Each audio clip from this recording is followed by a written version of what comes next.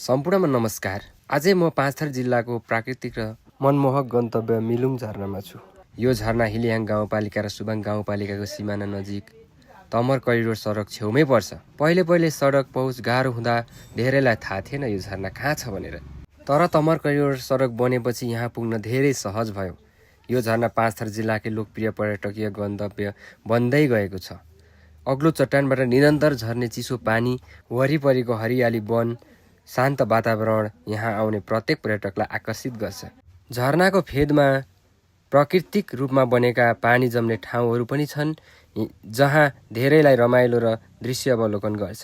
प्राकृतिक सुन्दरताले भरिपूर्ण यो स्थान फोटोग्राफी, भिडियो निर्माण, पारिवारिक घुमफिर र प्राकृतिकसँग समय बिताउन चाहनेहरूका लागि अत्यन्तै उपयुक्त गन्तव्य हो। यदि तपाईँ पनि पाँचथर घुम्ने योजनामा हुनुहुन्छ भने मिलुङ झरनालाई अवश्य पनि सम्झिनुहोला। हस्, धन्यवाद।